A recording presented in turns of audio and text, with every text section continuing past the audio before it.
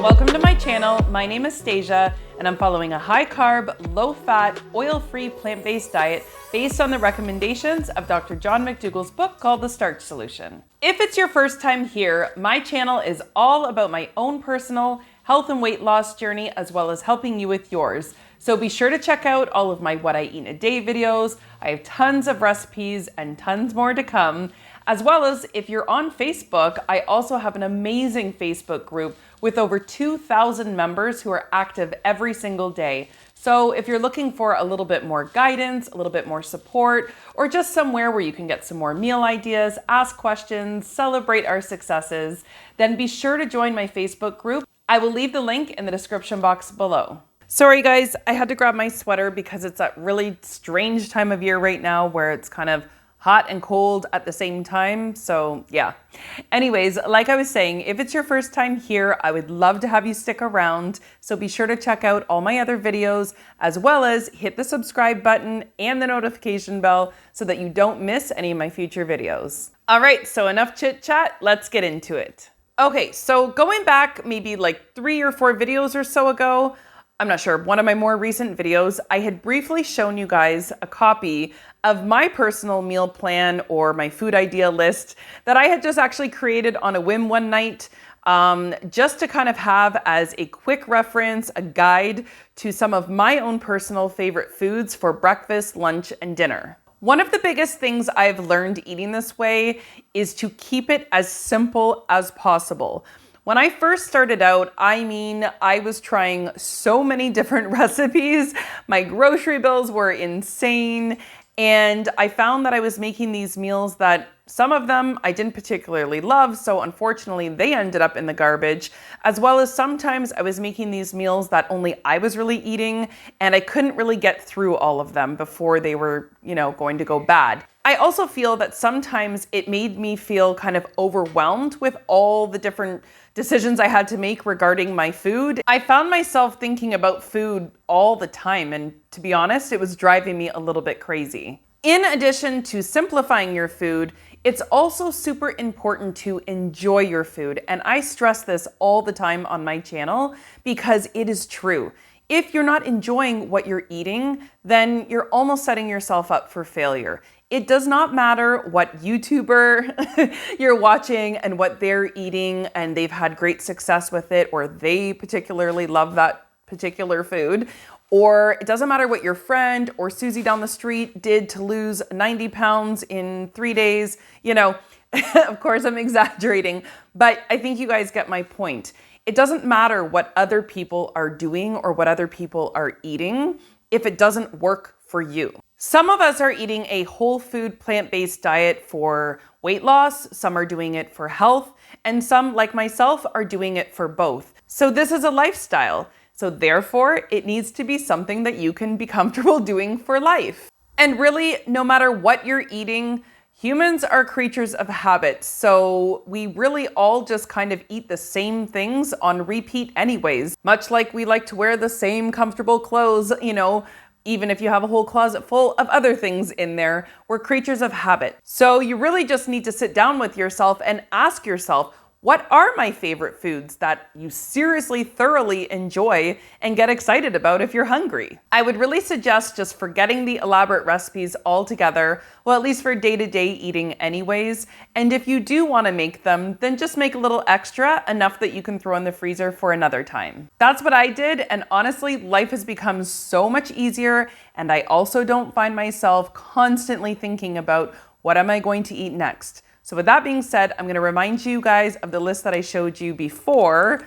Again, straight off my wall, you can see the tape. It's going to be backwards for you guys, but anyhow, this is my list. I know some of you in the comments were asking, what is on your list?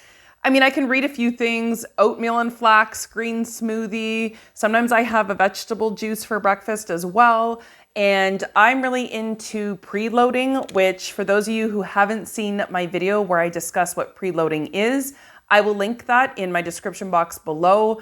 That is a must watch. It is a game changer. Basically, it's a method of trying to lose weight a little bit faster by preloading first with a soup or a salad. So be sure to check that video out.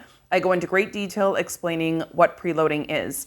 But anyhow, so as you'll see on my list, it says like for my lunch, preloading, super salad.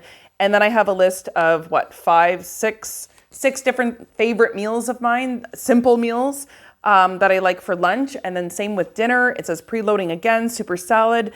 And then a list of what I have, like 7 or 8 things there. And then down here is a tiny little box with my snack list. Again, this is nothing professional or fancy. As you can see, there's even a food stain on there.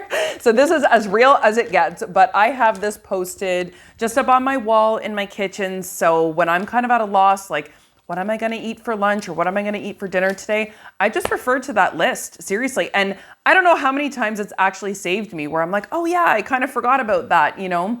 So it just takes the brain work out of it for you. So this is something that has really, really helped me. So I thought, you know what? I should actually do a video to show you guys in a little bit more detail what I did so that you can just create one for yourself as well. And for those of you wondering maybe why I didn't read every single detail off of that list to you guys, it's because it doesn't matter because those are what my favorite meals are, my favorite foods, and I cannot stress it and encourage it enough for you to figure out what those favorite foods of yours are and make your list. I also find that having some kind of visual guideline to my daily eating helps to keep me on track because then I'm never at a loss as far as not knowing what I'm going to eat. And the other thing is that when you have this general go-to list of your favorite meals, then the other thing that it really helps with is preparing your grocery list. You know what you're going to be buying, basically the same stuff week in, week out, or every 2 weeks or whatever it is.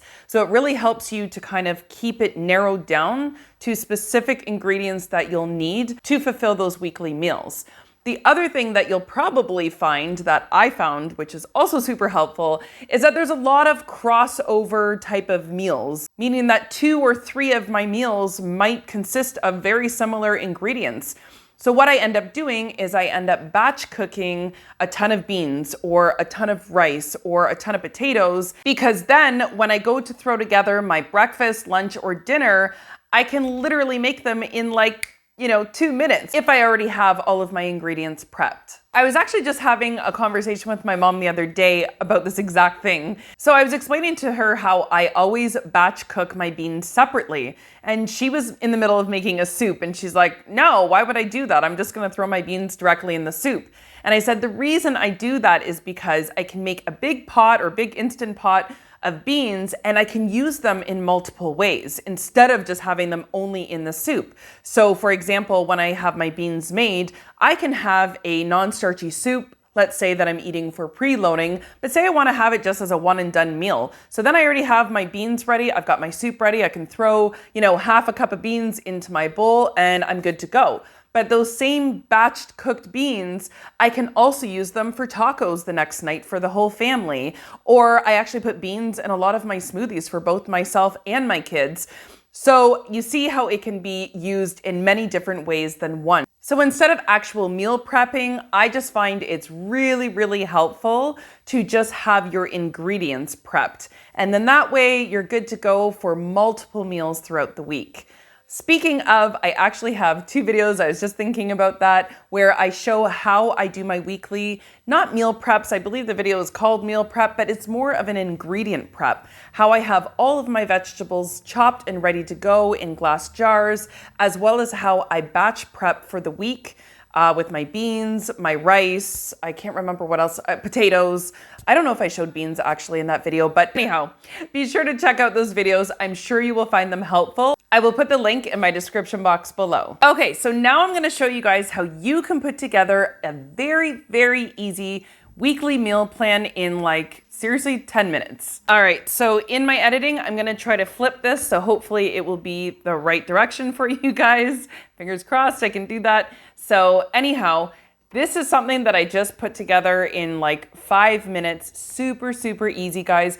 Very similar to mine, actually nicer than mine because as you saw before, mine's like chicken scratch if we're being honest. So anyhow, but still the same concept. So here we've got breakfast, lunch, dinner, and then some snacks, a space for snacks down there. Now I did divide it between non-starchy and starchy. You know, you could do what I did. If you do follow kind of the preloading idea, then you could just stick the preloading in the non-starchy section.